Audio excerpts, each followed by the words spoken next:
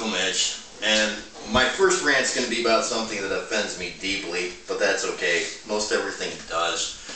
I was watching Fox News again today, and contrary to a lot of people's thoughts about Fox News, there's actually some real news on there, but just like every other news network, it has an agenda. It's a political agenda, and that's okay.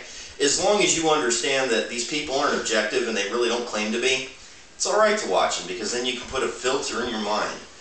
A small disclaimer, from here on out whenever I talk about politics, I'm a registered Republican, and generally speaking, I'm conservative in my viewpoints, but not necessarily when it comes to social issues or whether or not the government has the right to impose morality upon people at the large. You'll find that I'm actually for things like legalizing drugs and some other issues that might be considered liberal in nature. That's okay. I'm not going to try and sit here and describe all my politics to you. As time goes on, you're going to get a pretty good pulse of it. What really pissed me off today is I saw Sarah Palin on the television again. And I'm going to tell you why it pisses me off. I don't want Barack Obama to regain the presidency in the next election cycle. I think it's one of the worst wastes of a presidency we've ever seen. And truthfully, in my lifetime, the only thing that I've seen that has been worse has been Jimmy Carter. And it's not because Barack Obama is a Democrat. It's because while every president that enters the office is an amateur when they start, despite whatever experience they claim to have, he's acting like an amateur 2 years after the fact. Most of these guys get that out of their system in 6 months. This idiot can't stop being an amateur, and it's been 2 years past. That's a different rant. We'll get to Obama later. We're back to the Republicans. Here's the problem I've got with the Republican Party right now. The idiots are getting all the freaking attention again. I'm getting about sick and tired. No, I'm not getting about it. I am truly sick and tired of this crap. There's the holy quartet of morons that have pretty much become the face of the Republican Party, thanks to Fox News and all of its affiliates and Republican broadcasting, whatever the hell you want to call it. The truth is they're almost going to guarantee that the guy in the White House right now is going to get reelected. Let's go over the holy quartet really quick of the people who are pissing me off right now.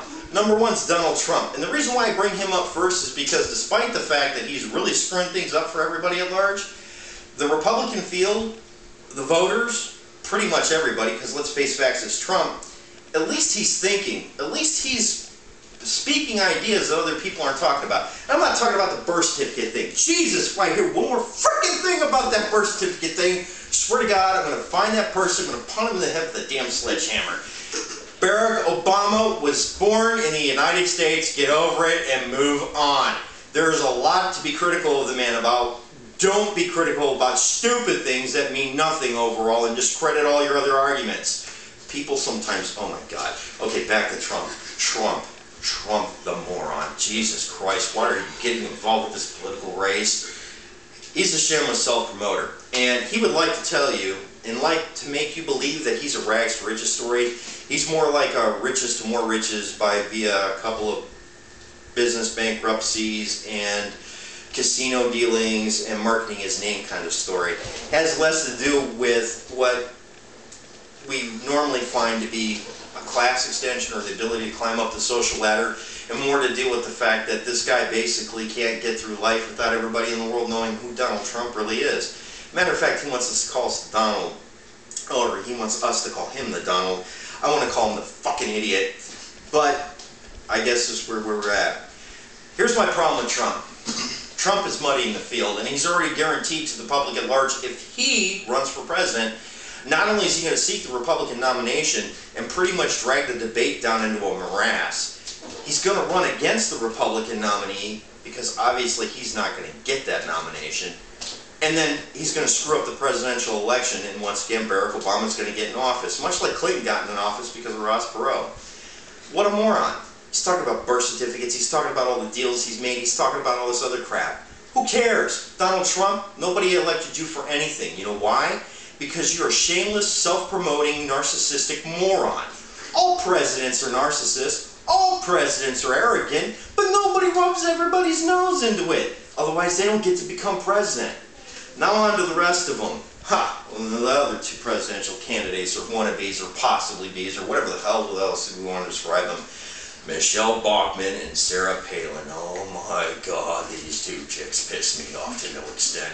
Look, folks, Sarah Palin exists simply because John McCain made a horrible decision when his campaign said, let's pick the conservative from Alaska to be your vice presidential candidate. The second nail in his presidential coffin. He was storming and he was about ready to take Barack Obama in the polls and then take him in the voting booth. And then he put that pinhead on the altar and said, hey, look, we can use her as to get the conservative vote. You have the conservative vote, okay? Especially the evangelicals. They're not going to take a community organizer to the polls and vote for him. They're always going to vote for the gray-haired guy, you idiot.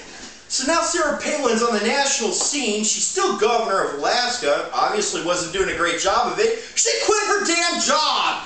And then she goes out and she does all these public speeches for what, $100,000 each? Does her show on A&E. Sarah Palin in Alaska. Sarah Palin, stay in frickin' Alaska, for God's sakes. The reason why you're there is because you're as far away from the rest of us while being inside a United States territory as humanly possible. If any Alaskan is paying attention to this, if you love your nation and you feel very strongly about our future, throw the bitch in a lake and let her freeze to death, for God's sakes. Which then brings us to, Bachmann. Oh my God, the idiot from Minnesota. Look, the only decent politician I've seen ever come out of Minnesota was Jesse the Body Ventura. And I only say that because when I was a kid, he was a wrestler. He was throwing guys around the ring. I watched him beat down Hulk Hogan, and Hogan beat him down back. He was a decent entertainer. You knew who the guy was. You knew where he was coming from. Michelle Bachmann? Did you bump your head in Minnesota? Why'd you put her in the Congress? She takes plays from Perot, like as if it's some great big political wisdom that he's visited upon us. Hey, look, why don't we bring a little scorecard? This is what our debt is. We know we're screwed with money, you dumb bitch. Move on to something else. Oh this, oh that, and these two idiot bitches have the same thing in common. They don't have an original thought in their brain. They're filled with nothing more than Republican talking points. For God's sakes.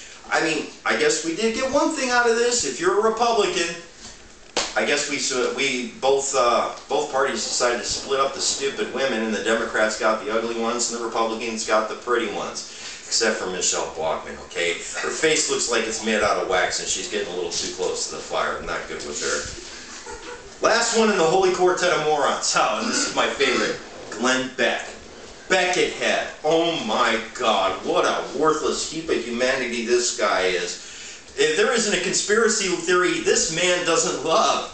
As a matter of fact, there isn't a conspiracy theory he doesn't think you should love. And the worst part about it is for years, Fox News is promoting him and his viewpoints. The one little thing that gets to warm the cockles of my heart, despite the fact that he has a radio show, Fox News is finally going to cancel his dumb ass. Maybe they finally got the message when every recognizable name brand in the world pulled their advertising and he's left with go for morons and buy food rations for your family. If the corporate world will not sponsor somebody with a viewership as large as his, it's because they know he's tarded.